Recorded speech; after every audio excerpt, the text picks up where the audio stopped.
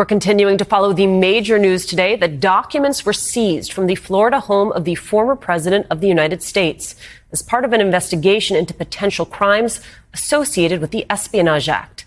This comes just days after the FBI executed a search warrant at Mar-a-Lago and removed classified documents that the ex-president took from the White House.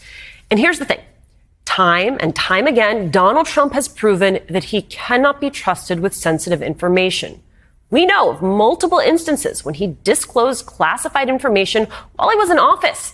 In his first few weeks as president, Trump was hosting the late Japanese Prime Minister Shinzo Abe at Mar-a-Lago. When North Korea tested a ballistic missile, Trump proceeded to conduct his response to the launch from the resort's terrace in full view and earshot of guests having dinner.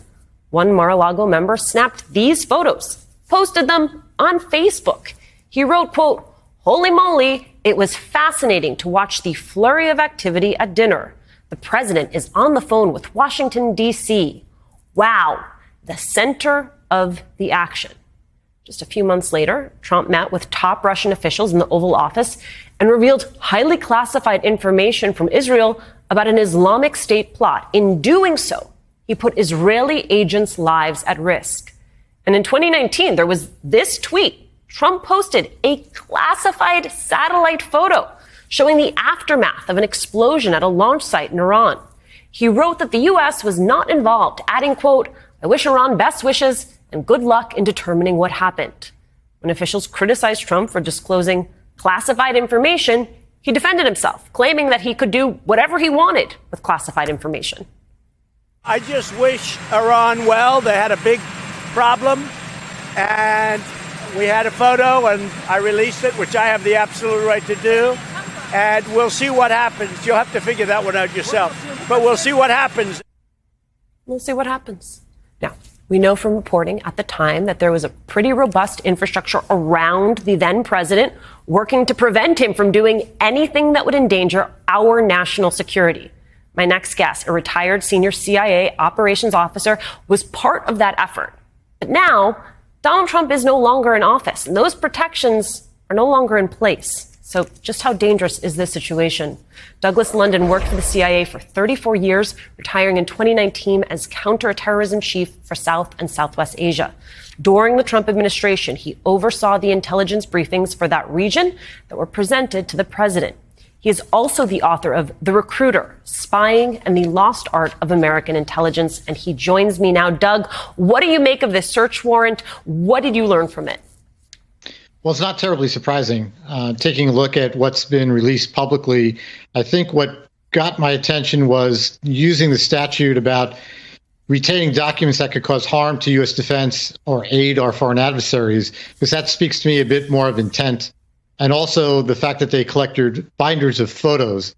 Now, photos collected from national technical means, which is just another nice way of saying satellites, usually have additional layers of compartmentation and security protection that really go above and beyond top secret and sensitive compartment information. So there's really no telling what he has in his possession or what his intent really was. I mean, Doug, you touched on this, but I want to go a little bit deeper. Your reaction to the revelation from this warrant that the Espionage Act was one of the legal bases used for this search. Well, I'm a spy as opposed to a legal expert, but I know that espionage is hard to prove, usually without trying to prove conspiracy to commit espionage. So what's clear from the public record, at least, are the documents that he retained, which themselves are potentially very damaging to our national defense and could aid a foreign adversary. But did he have the intent to provide that information for some value from a foreign collaborator is unclear. I'm looking at the receipt of property, which anyone who wants it can go through this property receipt from the search at Mar-a-Lago. It lists many documents that the FBI recovered, labeling them variously as classified, confidential, secret, top secret. I want you to walk us through what those different labels mean and what we can glean from this list. Well, there's three classifications in the United States government, as you have on your screen: confidential, secret, and top secret. But there are also other controls, additional controls, and that's where the SCI comes in, sensitive compartmented information. That's information that often includes technical collection. It could be from signals intelligence. It could be from satellite intelligence.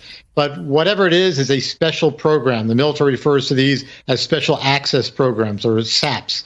The point is, what we're protecting more than anything is the way we collect the information.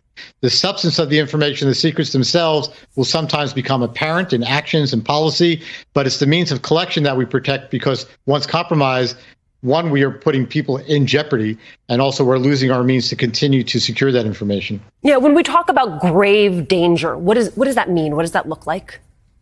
It's black and white for the people that are involved, the people that might be on the ground providing those secrets, but also the people securing that collection. That's intelligence officers, that's technical experts, that's people who are supporting these operations, who themselves do so at times at great physical risk, but without any doubt, agents who are behind closed doors and working in the shadows, their identities can be revealed simply by the nature of the information exposed when foreign governments start looking at who has access to this information, who is in a position. One of the features you didn't mention, and it was, of course, speculated in the press, that President Trump, when meeting with Mr. Lavrov and Ambassador Kislyak in the Oval Office, might have compromised a very sensitive CIA agent in the Kremlin when speaking about the firing of James Comey and Russian election meddling. So people live and die based on mistakes like this, which is why it's taken so seriously.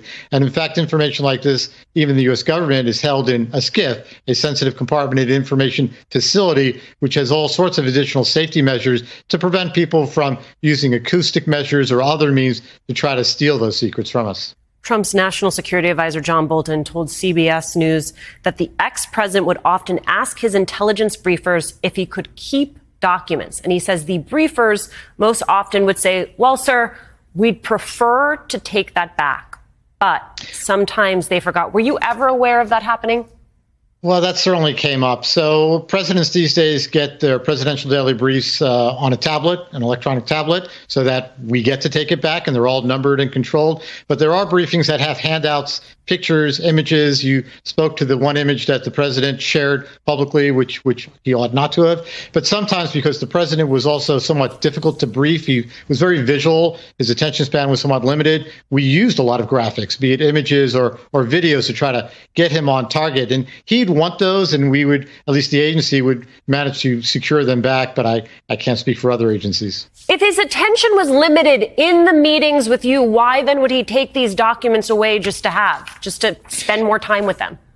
It were the pictures often and sort of the headlines that would capture his attention. We wrote to a style to try to stimulate his interest in things that may not be in the norm for him. So something might have gotten him particularly percolated. For us, it could have been a covert action activity, which might have had video accompanying it, or perhaps a visual image, which he would get interested in and want to keep it for reasons he would not necessarily explain, or we were in a position to ask. But we generally were able to secure these things back from him. I would say it is unbelievable, but nothing is unbelievable at this point. Douglas London, thank you for being with us.